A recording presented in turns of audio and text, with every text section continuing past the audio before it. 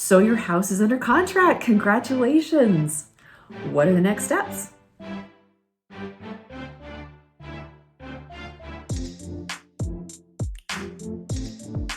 I'm Jenny Hendricks at Century 21 Prestige Realty, and let's talk about, as a seller, what are the next steps in your process. So the first thing is the seller property condition disclosures.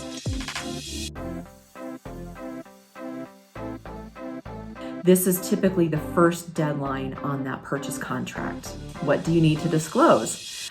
Well, in Utah, the purchase contract calls for sellers to provide a written seller property condition disclosure, which is about a 6-page form explaining to the buyer what you as the seller know about the property. Has there been repairs?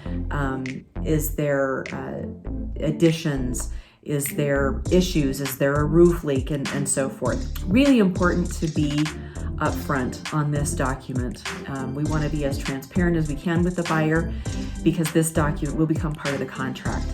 If you have specific knowledge of an issue or a repair, please write it on that seller disclosure form. If you don't know, just say you don't know, or in some cases you can write NA.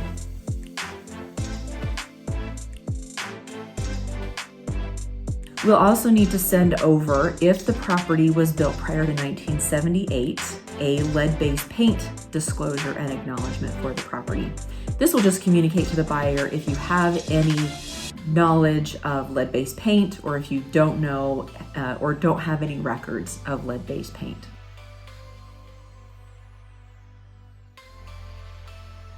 Now, we'll also need to get them a commitment for the policy of title insurance. This comes from the title company. You don't have to provide this. So once you are under contract, then my team sends the contract over to title. Title starts working on the preliminary title report, and this is just checking historically for any title issues, liens, encumbrances, encroachments, unpaid judgments, and so forth. So that part of your disclosure requirement will come from title.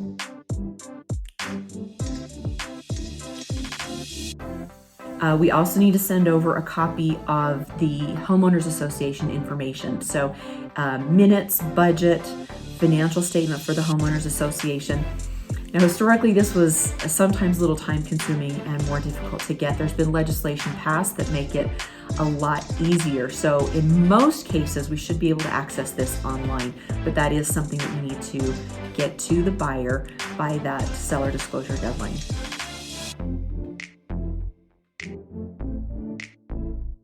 Also, if your property is a rental, either a long-term rental or a short-term rental, we need to send over copies of the leases, short-term and long-term leases, and if there is a property management agreement in place, we need to send that over to the buyer as well so that they can review that.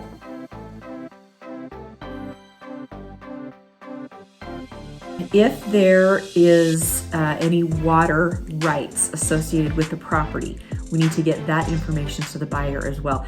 Now, if you have questions on water or water rights, I did a whole video on it. You can go check that out here for more information.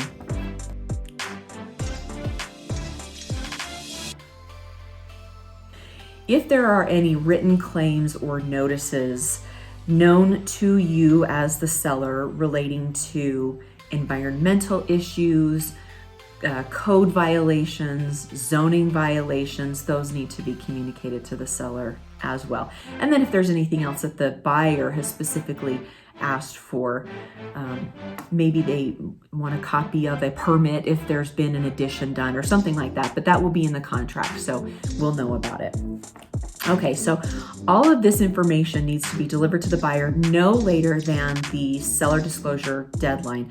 So make sure that you're building enough time into that first deadline in the contract that some of these third parties can get their information out as well. Because we're going to go through that seller property condition disclosure form, but remember that the title company needs to get their information out, and then we need to get with the Homeowners Association to get their portion of that information out as well. So once these disclosures have been sent, The seller's job is really to answer any questions the buyer might have and to accommodate the home inspection and the appraiser.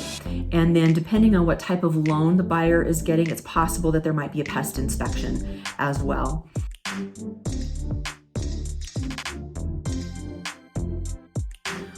Also, please make sure that you're keeping your place insured through the date of closing, okay?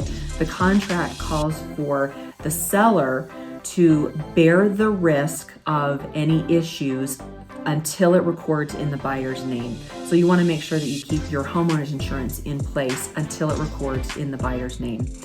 Also, if you can, keep the utilities on.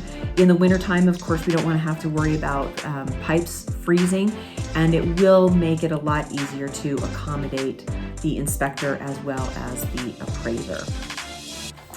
My team will be keeping you up to date on the progress the buyer is making for their contract contingencies.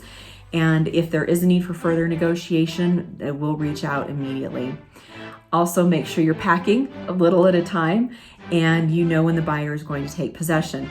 Many times it is the day of closing when it records in the buyer's name, but there can be a negotiated period of time after that as well. So whatever your contract calls for, be sure you're ready to vacate and move on to your next adventure. Let me know if you have any additional questions. If there's anything I can help you with, I would love to be a resource. I'm Jenny Hendricks at Century 21 Prestige Realty, and we'll see you soon.